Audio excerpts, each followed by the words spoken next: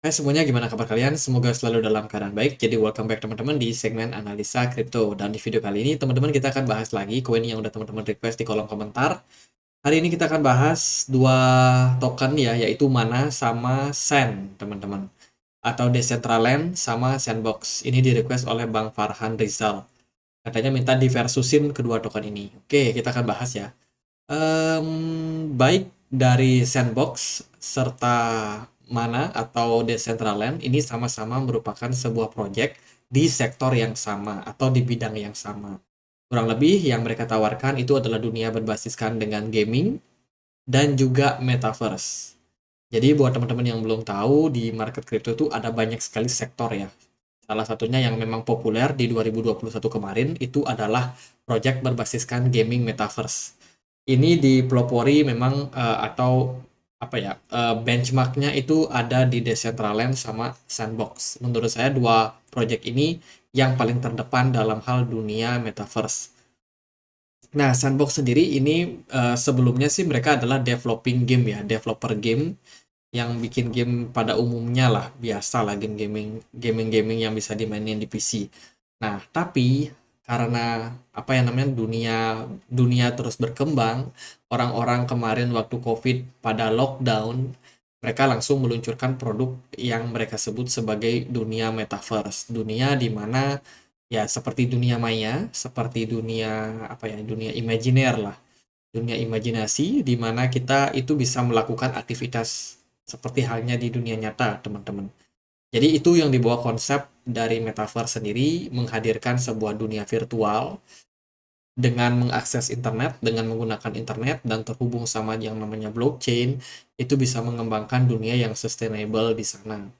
Tapi yang namanya dunia nyata tetaplah dunia nyata, serta dunia maya ya tetap aja dunia maya, teman-teman. Dunia yang dibangun dengan metaverse ini tentunya tergantung sama yang namanya teknologi. Kalau tidak ada teknologi, kita nggak bisa mengaksesnya. Jadi kurang lebih project daripada Sandbox sama Mana ini kurang lebih mirip lah. Mungkin yang beda itu animasi-animasinya ya, gimana karakter-karakternya. Kalau penilaian saya sih Sandbox ini lebih kayak apa namanya, kotak-kotak gitu ya, kayak teman-teman main Minecraft. Mungkin teman-teman tahu gamenya itu gambarnya itu mirip kayak kotak-kotak gitu, kurang lebih kayak gini. Kalau yang Decentraland itu lebih kayak kartun, lebih ya lebih mirip kayak kartun gaming lah teman-teman.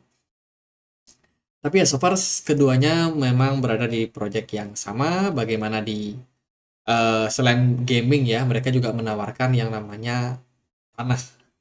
Jadi ini buat orang-orang yang suka berinvestasi di hal yang di hal yang sifatnya maya atau di dunia maya atau di dunia gaib lah, teman-teman. Jadi kita bisa beli tanah nih di dunia metaverse, baik lewat Sandbox ataupun juga lewat Decentraland. Ini sama-sama bisa beli tanah dan tentunya tanah ini ke kemudian itu bisa dibangun. Dibangun dalam artian bisa dibikin apa, misalkan bisa bikin rumah, bikin mall, tapi tentunya kalian nggak bisa tempatin ya. Kalian yang hidup di dunia nyata nggak bisa tempatin. Paling karakter kalian yang kalian mainkan di gamenya itu yang bisa eh, menikmati rumah tersebut, teman-teman. Jadi kurang lebih kayak gitu. Ini konsepnya memang kedengarannya lucu, kedengarannya aneh ya. Tapi ya itulah perkembangan yang dihadirkan, teman-teman. Karena yang namanya dunia metaverse itu sangat mungkin untuk diakses, terutama ketika orang-orang memang sudah dalam posisi yang tidak bisa pergi seperti kemarin waktu lockdown. Banyak kan orang-orang yang akhirnya pindah meetingnya, jadi mereka mungkin pengusaha atau apa, mereka meetingnya di dunia metaverse. Itu sudah banyak terjadi, teman-teman, dan tentunya proyek-proyek seperti ini bisa dibilang memang proyek yang cukup unik. Nah, meskipun begitu, kenyataannya di zaman sekarang ketika semua sudah mulai dibuka lagi, proyek-proyek berbasiskan metaverse ini mulai kayak ditinggalkan. Orang-orang lebih suka ya ketemu orang langsung lah, daripada mereka harus pakai alat namanya VR, virtual reality, di mana dia memiliki karakter di sana, kotak-kotak gitu, kartun gitu ya, teman-teman. Dan tentunya melakukan aktivitas di sana ya akan terasa agak aneh. Ya kan, meskipun kita memang bisa melakukan hal-hal yang bagaimana kita lakukan di dunia nyata, tapi tetap lebih asik sih kalau kita berinteraksi di dunia nyata. Akibatnya apa? Akibatnya proyek-proyek metaverse waktu itu sempat kayak tenggelam, bisa dibilang seperti itu. Banyak orang yang dulunya pakai dunia metaverse itu lama-lama, oke, kita nggak perlu ini karena kita udah ada di dunia nyata dan lockdown udah dibuka. Akhirnya orang ketemu biasa lagi, meeting biasa lagi offline teman-teman, dan tentunya itu menjadi sentimen yang kurang begitu bagus buat proyek-proyek berbasiskan metaverse, terutama di tahun 2022 sampai 2023 saat ini. Nah, teman-teman, itu tadi sekilas ya konsep daripada dunia metaverse, dan menurut saya sih keduanya punya keunikan masing-masing, punya punya sama-sama keunggulan masing-masing ya. Eh, yang lebih kita bisa ukur adalah sesuatu yang menggunakan angka yang bisa diukur, teman-teman. Karena yang namanya project gambar seperti ini ya subjektif. Ada orang yang lebih suka dengan kartun seperti ini, kartun cukup realistis, tapi ada juga yang memang sukanya karakter-karakter seperti ini. Tapi ya itu subjektif menurut saya. Yang kita mau bahas lebih spesifik adalah gimana sandbox sama mana secara token ya. Jadi kedua token ini kurang lebih punya harga yang relatif mirip. Sandbox itu diperdagangkan di kisaran harga Rp6.600, sementara Decentraland Mana ada di kisaran harga 6.000. Kalau kita perhatikan dari segi market, apa namanya, supply, teman-teman, supply yang beredar saat ini untuk sandbox itu ada di kisaran 1,93 miliar token. Sementara kalau dari Decentraland, supply-nya itu ada di kisaran 1,89. Itu selisihnya cuma sekitar berapa tuh? 100, em, ya sekitar berapa ya? Ya mungkin 100 sekian juta token ya, nggak terlalu banyak lah, nggak terlalu timpang selisihnya. Dan kalau kita lihat dari perbandingan harga, meskipun sandbox ini bisa dibilang supply-nya lebih banyak daripada Decentraland, tapi ternyata harga dari Sand itu jauh lebih tinggi. Jadi di sini kita bisa ambil kesimpulan, kesimpulan kasar lah istilahnya. Meskipun supply dari Sandbox ini lebih banyak di market, ternyata harganya juga lebih bagus daripada Decentraland. Jadi kalau kita lihat dari mengukur angka seperti ini, berarti Sandbox itu tentunya punya valuasi yang lebih mahal daripada Decentraland. Untuk kita dapat pertimbangan lain, ini opini saya ya, saya lebih ke Sandbox. Kalau melihat dari posisi supply dan juga harga yang saat ini. Kita gunakan satu website, ini ada dari Coin Journal, ini juga membahas ya, Decentraland sama Sandbox, itu lebih bagus yang mana? Lebih baik yang mana?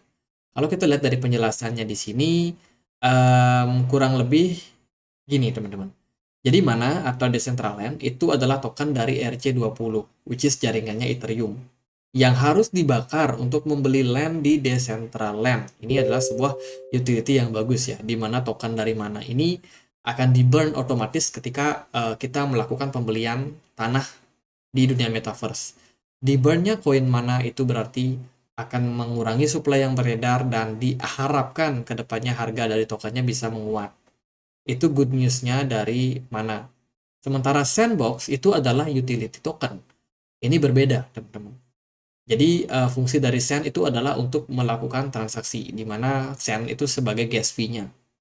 Kedua token ini juga sama-sama menggunakan konsensus proof of stake. Artinya kedua token ini sama-sama bisa di staking di exchange kesayangan kalian atau di beberapa wallet yang memang sudah mendukung untuk staking daripada kedua token ini. Itu perbandingannya, kemudian Decentraland itu punya sekitar 90.000 bidang tanah, sementara Sandbox itu punya lebih banyak, yaitu sekitar 160.000 bidang tanah. Di mana kalau kita lihat dari land yang kita bangun, itu bisa dibangun untuk plot individu, perkebunan, distrik di kedua metaverse, tapi tidak bisa dibangun plaza. Kecuali plaza hanya bisa dibangun di Decentraland. Jadi buat tempat-tempat nongkrong gitu, Decentraland lebih lebih kayak lebih oke ya teman-teman. Kalau secara fasilitas yang dimiliki, visual pun juga menurut saya Decentraland lebih oke. Tapi kalau secara apa ya namanya, jumlah token kalau kita lihat tadi valuasinya itu cenderung lebih ke Sandbox sih. Jadi kalau kita lihat di sini, Decentraland bukan merupakan platform yang sangat fokus di gaming. Jadi mereka lebih banyak fokus di metaverse-nya. Sementara Sandbox itu lebih fokus di gaming kalau menurut saya. Karena kalau kita lihat dari Sandbox sendiri dia punya banyak game, teman-teman. Ini kita coba klik balik lagi ke website dari Sandbox. Nah, Sandbox ini melisting banyak sekali game. Ya, lebih banyak daripada yang punya Decentraland. Di samping itu mereka juga punya dunia metaverse dan lain sebagainya. Jadi fokus dari Sandbox ini selain punya metaverse, dia lebih ke gaming. Kalau yang Decentraland itu lebih ke metaverse-nya. Jadi kurang lebih kayak gitu. Kemudian ya itu sih. Kalau kita lihat dari sini sih memang tidak ada kesimpulan yang pasti ya, karena di sini cuma comparison aja seperti ini loh, seperti ini loh. Nanti teman-teman lagi yang akan melakukan apa namanya pertimbangan sendiri mau lebih bagus yang mana, mau invest di yang mana, teman-teman.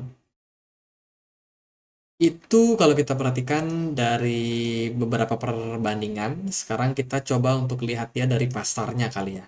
Kalau kita lihat dari pasarnya, Sandbox ini udah listing di Binance, Coinbase, KuCoin, Kraken, dan banyak exchange lainnya. Dia udah listing di hampir semua exchange sih, teman-teman. Jadi untuk likuidasinya nggak ada masalah.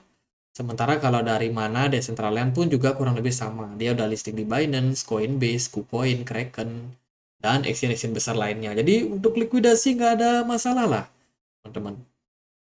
Kapitalisasi pasarnya Decentraland itu ada di kisaran 13,16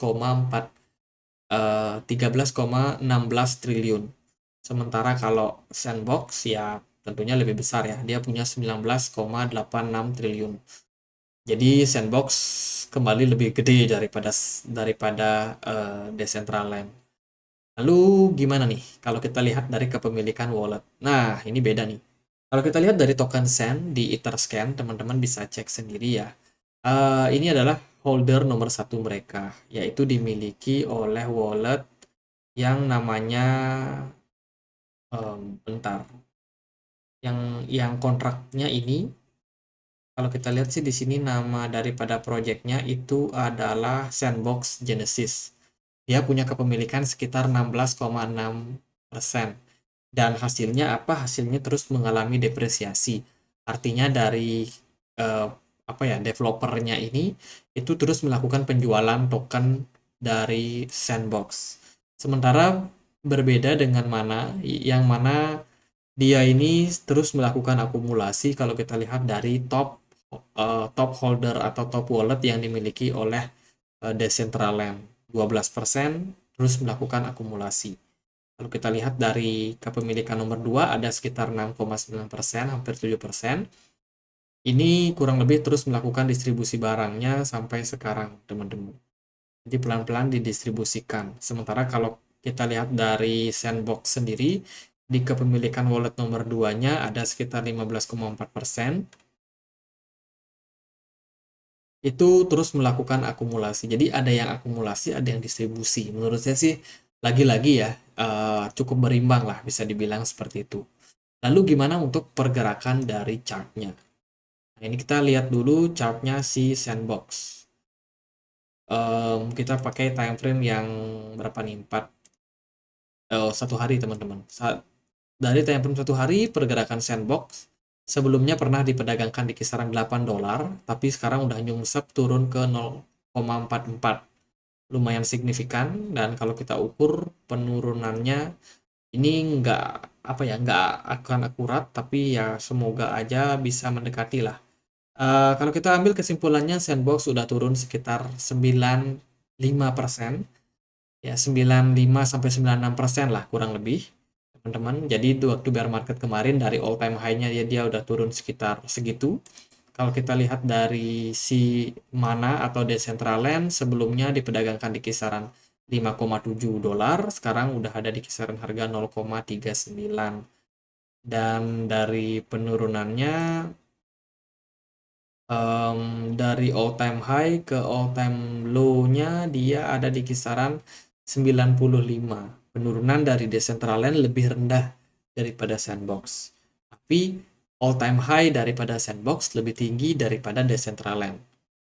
Jadi itu ya, dia pernah ke 8 dolar, sementara Mana itu belum nyampe di 5 dolar ya. Oh, baru sampai di 6 sampai 59 dolar lah kira-kira. Jadi itu tetap lebih mahal si Sandbox. Lalu gimana untuk price action-nya? Kita akan lihat dari komposisi pergerakan dari harganya. Sandbox so far dia berada di kisaran harga 0,44 dolar. Level support terdekat untuk Sand itu ada di kisaran 0,37. Menurut saya Sandbox ini masih bergerak dalam sebuah ascending channel dalam jangka waktu pendek, teman-teman. Jadi di time frame kecilnya masih bergerak dalam proses penguatan. Semoga ekspektasinya sih pergerakan harganya bisa menguat kembali buat kedepannya. Buat target sih paling bisa naik sampai 0,52. Kalau dia koreksi ya ke 0,43 dulu untuk jangka pendeknya. Sementara dari Decentraland sendiri, kalau kita perhatikan dia punya level support di kisaran 0,34. Teman-teman, ini level support yang memang cukup volatile ya. Bisa aja dia nge-fake kayak kemarin, fake di sini juga ada sedikit fake out. Dan untuk pergerakannya kurang lebih sama sih. Jadi gitu sih ya, kalau kalau koin dengan sektor yang sama, kadang-kadang mungkin bandarnya sama.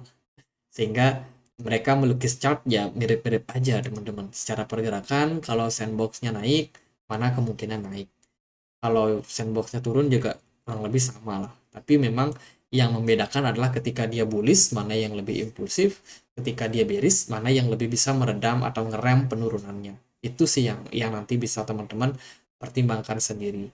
Jadi kalau kita lihat dari beberapa perbandingan tadi, ya kita ulang ya teman-teman. Jadi kesimpulannya, kalau saya pribadi melihatnya gini. Kalau dari segi dunia metaverse, tentunya yang lebih realistis secara gambar, visual, itu adalah Decentraland. Menurut saya Decentraland lebih baik ya, teman-teman. Serta fasilitas-fasilitas yang dibangun di dunia metaverse Decentraland itu jauh lebih banyak, lebih lengkap daripada Sandbox. Seperti tadi bisa dibangun plaza, sementara di Sandbox masih belum. Sementara itu, kalau kita perhatikan dari supply token dan juga harga token, Sandbox jauh lebih baik. Kapitalisasi pasarnya lebih besar daripada Decentraland Mana. Kemudian dari segi pergerakan chart itu nggak jauh-jauh berbeda sih menurut saya. Ya sama-sama aja, pergerakannya bagi saya ya mirip-mirip aja. Kalau Sandboxnya turun, Mana juga pasti turun. Paling yang menjadi pertimbangan adalah Sandbox ini udah naik lebih tinggi, all time high-nya lebih tinggi. Sementara waktu penurunan, Sandbox juga punya risiko turun lebih dalam daripada Mana atau Decentraland. Decentraland cenderung lebih stabil ketika penurunan terjadi, teman-teman. Tapi naiknya juga nggak setinggi Sandbox. Jadi gitu aja kesimpulan saya. Silakan teman-teman ambil kesimpulan sendiri seperti apa. Dan ya gitu aja video kali ini, semoga bisa bermanfaat teman-teman. Kita punya komunitas diskusi di Telegram buat teman-teman yang mau dapat informasi terbaru dunia kripto. Bisa cek ya link yang ada di kolom deskripsi, karena kita selalu update apa-apa saja berita-berita terbaru di market. Jadi gitu aja, semoga bisa bermanfaat. Dan akhir kata saya Andre, makasih.